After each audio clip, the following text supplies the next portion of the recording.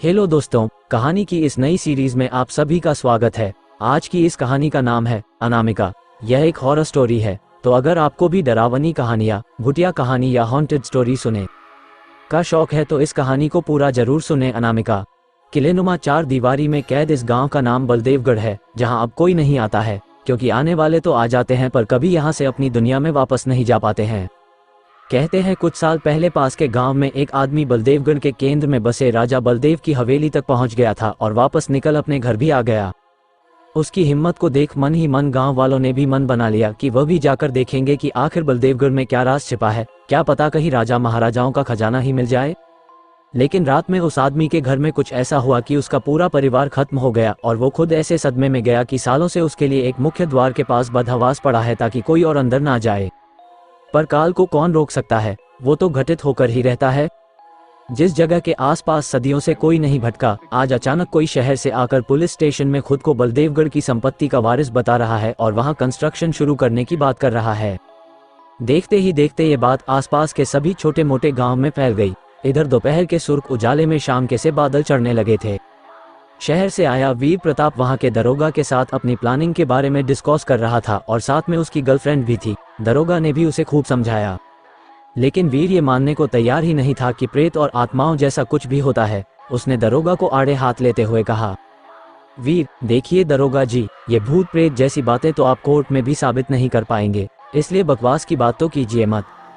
और सुना है मैंने कि रिटायर होने वाले आप आज भी सरकारी क्वार्टर के टपकते छत के नीचे ही रहते हैं। लगे हाथ आपके लिए भी एक डुप्लेक्स बनवा दूं तो कैसा रहेगा। दरोगा एक पैनी मुस्कान के साथ हामी भर देता है, जिस पर वीर अपनी कुर्सी से उठते हुए कहता है, वीर तो तैयार, इस बात का ख्याल रखिए कि काम एक बार शुरू होने के बाद रुकना नहीं चाहिए। वीर और दारोगा अपनी बातें कर ही रहे थे, तब ये हवलदार बाहर से दौड़ता हुआ अंदर आया और घबराते हुए बोला, हवलदार साहब गजब हो गया, गांव वाले इधर पुलिस स्टेशन की तरफ ही आ रहे हैं, लगता है उन्हें पता चल गया। ये बात सुनकर ही दरोगा के माथे पर पसीना चमकने लगता है और वो कहता है, दरोगा सर आप यहीं बैठिए, हम लोगों को समझा कर आते हैं। पर वीर उसकी बात कहाँ मानने वाला था। उसने कहा, वीर गांव वाले चाहते क्या हैं। बाहर पहुंचते ही वो जो नजारा सामने था उसे देखते हुए एक पल को दरोगा भी चक्कर खा जाता है। सामने सैकड़ों की संख्या में गांव वाले मौजूद थे और सभी के हाथ में मशाल देखकर ऐसा लग रहा था जैसे सबके सिर पर खून सवार है। इससे पहले कि दरोगा कुछ कहता और करता, वीर आगे बढ़ते हुए बोलता है, वीर गांव वालों, मैं हूं वीर प्रताप सिंह, बलदेवगढ़ का मौजूद वारिस। अगर आज डेमोक्रेसी ना होती तो मैं आप सभी का राजा होता और यकीन मानिए एक अच्छा राजा होता। लेकिन अब राजतंत्र नहीं रहा, प्रजातंत्र है। लेकिन बलदेवगढ़ अभी भी मेरा ही है, जिसके बीच में अगर आप दखल देंगे तो आप गिरफ्तार भी हो सकते हैं। वीर के इतना कहते ही गांव वाले शकपका गए, आपस में एक दूसरे से कानाफूसी करने लगे। अब हम क्या करेंगे, अरे रोके कैसे नहीं, कहीं अनामिका जाग गई तो। वीर की ये बात सुन गांव वाले ऐसे फुसफुसा रहे हैं जैसे वीर सच में कोई राजा हो और उसने प्रजा को जान से खत्म करने का ऐलान कर दिया हो। गांव वाले की इस भनभनाहट के बीच से एक बूढ़ी औरत छड़ी के सहारे चलते हुए आगे निकली और बोली, बूढ़ी औरत देवगढ़ राज परिवार का वारिस है तो क्या अनामिका के बारे में नहीं जानता। सोच क्या रहा है, वही राजकुमारी अनामिका जिसके कहर से तेरा खानदान राजा से रंग बन गया। बात आज से 150 साल पहले की है, जहां बलदेव प्रताप सिंह यहाँ का राजा हुआ करता था। उनकी दो संतानें थी पर अलग अलग रानियों से, राजकुमारी अनामिका और राजकुमार भैरव। भैरव शास्त्र से लेकर शस्त्र हर कला में माहिर था, तो राजकुमारी अनामिका सुंदरता के साथ साथ हर विद्या में भैरव से एक कदम आगे थी। इसीलिए आगे चलकर महाराज बलदेव ने राज्य की बागडोर राजकुमारी अनामिका के हाथों में देने का तय किया, पर भैरव ये बर्दाश्त नहीं कर पाया और उसने राजकुमारी के साथ साथ महाराज बलदेव को भी खत्म कर दिया और खुद महाराज बन बैठा। फिर बलदेव की प्रजा पर अपनी मनमानी करने लगा और ना जाने कितने ही प्रजा को मौत के घाट उतार दिया। पर राजकुमारी अनामिका की आत्मा ने यह सब कुछ ज्यादा दिन नहीं चलने दिया और उसके कहर से पूरा बलदेवगढ़ कांप गया और भैरव पागल हो गया। अनामिका से उसकी जान बचाने के लिए भैरव की मां ने तंत्र मंत्र की मदद से अनामिका की आत्मा को गुड़िया में कैद कर वही चौखट में ठोक दिया और राजमहल छोड़ कहीं दूर चली गई। उसके बाद से पूरे बलदेवगढ़ पर उसका साया है, वहां जाने की हिम्मत किसी की नहीं हुई। ऐसा नहीं कि ये सारी बातें वीर को पता नहीं, पर आज मॉडर्न जमाने में रहकर वो ऐसी बातों पर विश्वास नहीं करता है।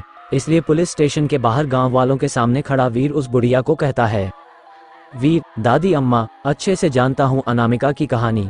ये सब कहने सुनने की बात है भूत, पिशाच और विक्रम बेताल। मुझे तो लगता है आप लोग मेरी संपत्ति पर कब्जा करना चाहते हैं। इस बात पर दरोगा चापलूसी करते हुए कहता है, दरोगा, इसके लिए मैं आप सबको गिरफ्तार भी कर सकता हूँ। इस पर बुढ़िया ने कहा, बुढ़िया चलो सब वापस अपने अपने घरों में बंद हो जाओ, मरने दो इसे, विनाश काले विपरीत बुद्धि। उनके जाते ही वीर अपनी गर्लफ्रेंड और इंस्पेक्टर के साथ बलदेवगढ़ किले की तरफ निकल जाता है और पीछे से पुलिस बैकअप भी। किले के गेट पर उसे वही पागल आदमी दिखता है जो उसे अंदर जाने से रोकने की कोशिश करता है, लेकिन वीर उसे उड़ाता हुआ अंदर चला जाता है और अपने बगल में बैठे दरोगा की तरफ एक भीगी मुस्कान देते हुए कहता है, वीर अब इतनी छोटी सी बात तो आप संभाल ही लोगे आप। वीर का ये रवैया देख दारोगा के सर से पसीना टपकने लगता है। वीर की गाड़ी जैसे ही किले के अंदर जाती है वो बड़ा दरवाजा अपने आप बंद हो जाता है। मौसम बदलने लगता है और तेज हवा भी चलने लगती है। वो गांव के अंदर महल की तरफ काफी अंदर तक जा चुके थे। अचानक दरोगा ने देखा कि उनकी बैकअप टीम तो है ही नहीं। वो जोर से चिल्लाता है, दरोगा, वीर, गाड़ी रोको। इस बार दरोगा की आवाज में सचमुच के दरोगा जैसी बात थी। तीनों गाड़ी से नीचे उतरे। दरोगा पीछे की ओर देखता है पर उसे अब बैकअप टीम की गाड़ी नहीं दिख रही थी। भागता हुआ वो थोड़ा पीछे गया तो उसने देखा कि गाड़ी पलटी हुई है और बैकअप टीम की सरकटी लाश पेड़ पर लटकी हुई है और उनका सिर गिद्ध अपने पंजों में फंसाए उड़ रहा था। ये नज़ारा देख वीर की गर्लफ्रेंड चीख पड़ती है, वीर की गर्लफ्रेंड, इन्हें इतनी बुरी तरीके से किसने मारा? हो ना हो यहाँ लुटेरे छिपे बैठे हैं।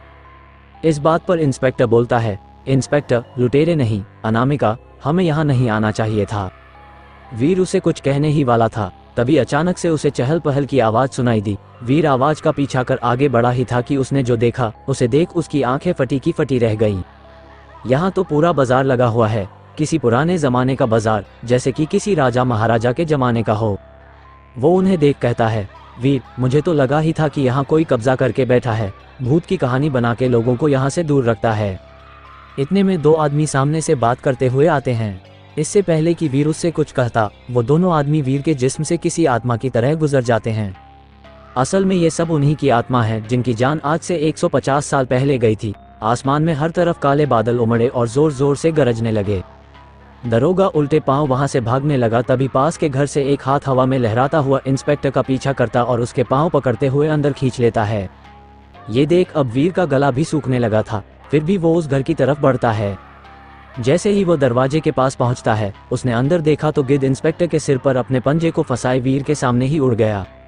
ये सब वीर के लिए इतना भयानक था कि वो लड़खड़ाते हुए गिर जाता है। तभी उसकी गर्लफ्रेंड की आवाज आती है, वीर की गर्लफ्रेंड, वीर बचाओ, वीर बचाओ मुझे। वीर देखता है कि एक हाथ उसकी गर्लफ्रेंड को बालों से घसीटते हुए महल की तरफ ले जा रहा है। जब तक वो खुद को संभाल पाता वो काफी दूर चली गई थी।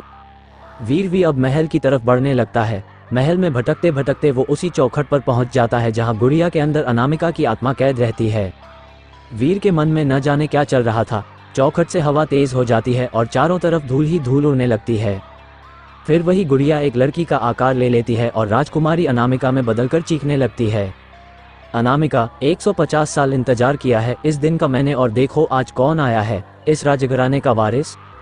150 साल से ही कुछ नहीं बदला। वो भी दरिंदा था, वैसे तू भी दरिंदा है। अपने लालच के लिए किसी को भी रास्ते से हटा सकता है। ये सब कुछ आज ही खत्म होगा, यही तेरे साथ। इतना कहते ही अनामिका उसे गले से पकड़ के उठा लेती है। वीर चीखते रह जाता है, वीर मुझे छोड़ दो, मुझे छोड़ दो। अनामिका ने उसे ऐसे जकड़ा था कि उसका पूरा शरीर एक गुर्दे में बदलने लगा, जिसे अनामिका ने वहां पर लगे एक कील में रोड में धंसा दिया। आज भी वीर गुड्डा बनकर उसी महल में लटका है और उसके बगल में उसकी माशूका। कहते हैं आज भी प्रेत आत्मा वहां मौजूद है पर लोगों को कोई नुकसान नहीं पहुंचाती। सरकार ने भी इस जगह को अब टूरिस्ट प्लेस बना दिया है, जहां लोग अब घूमने आते हैं और उस चहल पहल की आवाज भी महसूस करते हैं। पर आज भी रात में आने की हिम्मत कोई नहीं करता है, क्योंकि अनामिका आज भी यही है। और इसी दहशत के साथ अनामिका हिंदी स्टोरी समाप्त हो जाती है। ये हॉरर स्टोरी आपको कैसी लगी नीचे कमेंट में हमें जरूर बताएं। ऐसी और भी डरावनी कहानियां के लिए हमें सब्सक्राइब करें। हेलो दोस्तों, मैं हूं आपका अपना दोस्त सुनील। यहाँ मैं कुछ अनोखी कहानियों के साथ आपका मनोरंजन करूंगा। अगर आपको